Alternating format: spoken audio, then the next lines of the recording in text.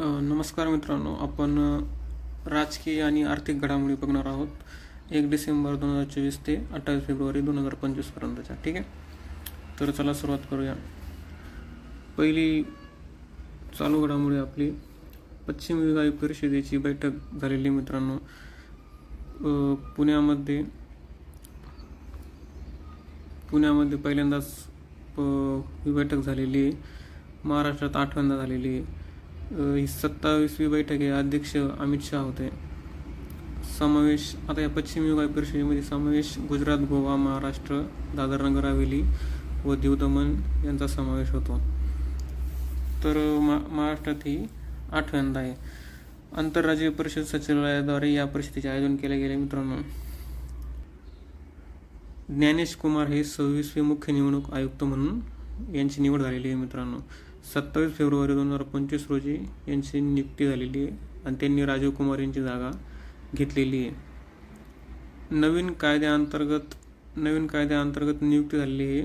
पहिलेच निवडणूक आयुक्त आपले ज्ञानेश कुमार यांचा थोडक्यात परिचय जर म्हणायचा तर केरळमधील हे 1888चे बॅचचे IAS अधिकारी आहे आणि यापूर्वी केंद्रीय सहकार सचिव म्हणून ते नियुक्त झालेले आहेत.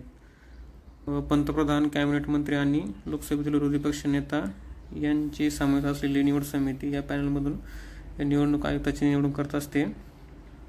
पुढील घडामोडी पाहू मित्रांनो. उत्तराखंडमध्ये UCCची अंमलबजावणी झालेली.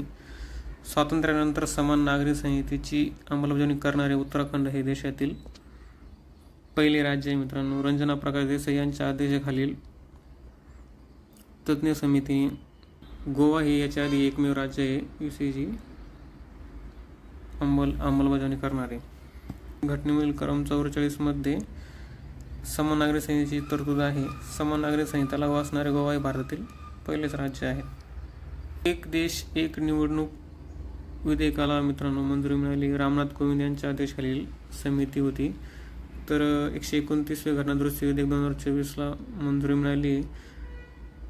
ह्या घटनादुरुस्ती अन्वये कलम 83 आणि कलम 172 कलमांमध्ये सुधारणा केल्या. तर कलम 183 मध्ये आपण बघू तर कलम 83 मध्ये संसदेच्या सभागृहाचा कालावधी जर लोकसभा पूर्ण कार्यकाळ संपण्यापूर्वीच विसर्जित झाली असेल तर पुढील लोकसभा केवळ कालबाह्य झालेल्या कार्यकाळासाठीच असेल. म्हणजे जर लोकसभा विसर्जित झाली तर नंतर जी लोकसभा येईल ती फक्त त्या लोकसभेचा उरलेला कालावधी तिच्यासाठीच राहील. आणि कलम 172 मध्ये विधानमंडळाचा कालावधी सांगेल का. कलम 83 मध्ये प्रस्तावित असलेलेच ते कलम आहे आणि विधानसभा बरखास्त झाली तर राहिलेली विधानसभा जी आली नवीन ती त्या कार्यकाळ राहील तेवढाच राहील ती. दिनेश वाघमारे राज्य निवडणूक आयुक्त मित्रांनो. 7वे निवडणूक आयुक्त असतील हे आपले दिनेश वाघमारे आणि UPS मदान यांची जागा घेतील. त्यांची निवड 5 वर्षासाठी असते आणि पुनर्नियुक्तीसाठी ते अपात्र असतात. यांची निवडणूक राज्यपालाद्वारे केली जाते.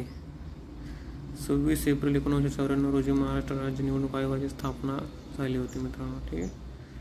निवडणूक आयुक्तांवर जिल्हा परिषद, पंचायत समित्या, ग्रामपंचायती, नगरपालिका व महानगरपालिका यांच्या मतदार याद्या तयार करण्याबाबत अधिनियम, संचालन व नियंत्रण करण्याची तसेच निवडणुका घेण्याची जबाबदारी असते. ठीक आहे. 26 एप्रिल 1994 रोजी महाराष्ट्र निवडणूक आयोगाची स्थापना झाली. न्यायाधीश आराध्ये मुंबई न्यायालयाचे मुख्य न्यायाधीश म्हणून यांची निवड झालेली मित्रांनो. आलोक आराध्ये त्यांचं नाव आहे. आलोक आराध्ये थोडी हे झाली आहे. आलोक आराध्ये हे मुंबई उच्च न्यायालयाचे नवीन न्यायाधीश मुख्य न्यायाधीश 48वे मुख्य न्यायाधीश मित्रांनो. राज्यपाल CR राधाकृष्णन यांनी त्यांना शपथ दिली आहे आणि देवेंद्र कुमार उपाध्याय यांची ती जागा घेतील. याच्या आधीचे देवेंद्र कुमार उपाध्याय यांची ती जागा घेतील. थोडक्यात मुंबई उच्च न्यायालयाचा थोडा विषय माहिती जाणून घेऊ. मुंबई उच्च न्यायालयाची स्थापना मित्रांनो 1862ला झाली होती. त्याच्यात अधिकार क्षेत्र महाराष्ट्र, गोवा, दादर आणि नगर हवेली, दीव दमण असतात. मुख्य पीठ मुंबईला आहे. मुंबई उच्च न्यायालयाचे पहिले न्यायाधीश सर मॅथ्यू रिचर्ड्स होते आणि स्वातंत्र्यानंतर पहिले सी छगला. नार्वेकरांची विधानसभा अध्यक्ष म्हणून निवड झालेली आहे. त्यांची निवड आवाजी मतदाने झालेली. ते 16वे अध्यक्ष आणि कुलाबा मतदारसंघातून येतात. तसेच राम शिंदे विधान परिषद सभापती झाले. 7वे सभापती ते बिनविरोध निवडून आलेले. ठीक आहे. तर आपण विधानसभेच्या निवडणुका झाल्या 2025 तर एकूण जागा 70 जागांसाठी या निवडणुका झाल्या होत्या. तर त्याच्यामध्ये भारतीय जनता पक्षाला 48 आणि आम आदमी पक्षाला 22 जागा मिळाल्या होत्या. केवळ 5 महिला आमदार निवडून आले आहेत आणि भाजप चक्क 27 वर्षानंतर पुन्हा सत्तेत आले. आणि मुख्यमंत्री म्हणून दिल्लीचे मुख्यमंत्री रेखा गुप्ता यांची निवड झालेली आहे. दिल्लीच्या त्या एकूणात 9व्या मुख्यमंत्री आहेत. ठीक आहे मित्रांनो, WEFची वार्षिक बैठक 2025 पार पडलेली आहे आणि ठिकाण होतं दावोस स्वित्झर्लंडमध्ये जागतिक आर्थिक मंच वर्ल्ड इकॉनॉमिक फोरम्स. ठीक आहे. त्याची थीम होती बुद्धिमान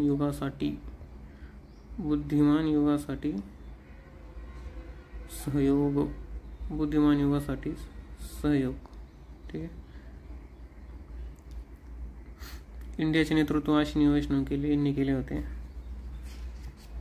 नेक्स्ट नीती आयोगाला 10 वर्ष पूर्ण झालेले आहेत. लक्षात ठेवा, नीती आयोगाला 10 वर्ष पूर्ण. स्थापना 1 जानेवारी 2015. नियोजन आयोगाची जागा घेतली होती यांनी. अध्यक्ष पंतप्रधान असतात. उपाध्यक्ष सध्या सुमन बेरी आहे आणि CEO BVR सुब्रमण्यम आहे. ठीक आहे, लक्षात ठेवा. GST परिषदेची 55वी बैठक पार पडलेली आहे. 55वी बैठक राजस्थान जैसलमेरमध्ये. अध्यक्ष होत्या निर्मला सीतारामन अध्यक्ष होत्या. 35% GST आकारण्याची शिफारस त्यांनी केली होती. ठीक आहे. नेक्स्ट महाराष्ट्राचा 6वा वित्त आयोग महत्त्वाचं आहे. 1 एप्रिल 2026 ते 31 मार्च 2031 पर्यंत 5 वर्षांकरता महाराष्ट्राचा 6वा वित्त आयोग. 73वी घटना दुरुस्ती 1992 नुसार कलम, आता हे कलम लक्षात ठेवा, कलम 343 I राज्यामध्ये वित्त आयोगाची स्थापना करणे बंधनकारक आहे. पहिला वित्त आयोग 22 एप्रिल 1994 स्थापन झाला होता. पहिला वित्त आयोग 22 एप्रिल 1994. ठीक आहे. आता नेक्स्ट बातमी पाहू आपण. हरित पोलादाची व्याख्या निश्चित. आता या हरित पोलाद काय तर नीट समजून घ्या मित्रांनो. पोलाद निर्मिती प्रकल्पातून तयार केलेल्या प्रति टन पोलादामध्ये 2.2 टनापर्यंत कार्बन डायऑक्साईड उत्सर्जित होत असेल तर ते पोलाद हरित पोलाद म्हणून ओळखले जाते. ठीक आहे मित्रांनो. नेक्स्ट बातमी. रेपो दरात कपात झालेली आहे पुन्हा. RBIच्या चलनविषयक धोरण समितीने रेपो दरात 0.5% कपात केली आणि तो किती झाला आहे आता 6.25. ठीक आहे. बँकांनी रिझर्व्ह बँकेकडून कर्ज घेतलेल्या रकमेवर जो दर रिझर्व्ह बँक आकारते त्याला रेपो दर म्हणतात. म्हणजे आता रिझर्व्ह बँकेकडून कर्ज घेतात तर त्या कर्जावर जे RBIची व्याज आकारते ना, जो दर रिझर्व्ह बँक लावते त्याला रेपो दर म्हणतात. व्याज नाही, सॉरी, दर. तर आपण विविध दर बघून घेऊ आता. तर रेपो दर आता सध्या 6.25 आहे. रिव्हर्स रेपो दर 3.35 आहे. आणि त्याच्यात दुसरं बघायला गेलं तर बँक दर 6.50 आहे. CRRचा दर आहे मित्रांनो 4 आणि SLRचा आहे 18%. ठीक आहे. आधारभूत वर्षात बदल झालेला आहे मित्रांनो. GDP मोजण्यासाठी, सकल देशांतर्गत उत्पन्न मोजण्यासाठी आधारभूत वर्षात बदल केला जातो आणि झालेला आहे. 2011-12 ऐवजी 2022-23 हे आधारभूत वर्ष असणार आहेत. ठीक आहे. विश्वनाथ गोल्डर समिती शिफारस मित्रांनो. आतापर्यंत जे आधारभूत वर्ष बघायला गेलं तर आपण अलीकडचे बघू. 70, 71, 80, 81, 93, 94, 99, 2000, 4, 5. आता हे 2004-5 हे अभिजित सेनगुप्ता समितीची शिफारसनी होती. 11-12चे के सुंदरम समितीची शिफारस आणि 22-23ची विश्वनाथ गोल्डर समिती. लक्षात ठेवा, प्रश्न विचारला जाऊ शकतो की 22-23 हे आधारभूत वर्ष कोण मग त्या शिफारशीने समितीच्या, तर विश्वनाथ गोल्डर समिती. ठीक आहे. बँकेच्या मंजुरीने बेंगळुरू स्थित नॅशनल कोऑपरेटिव्ह बँकच्या सर्व 13 शाखांचे कॉस्मॉस बँकमध्ये, कोणती बँक?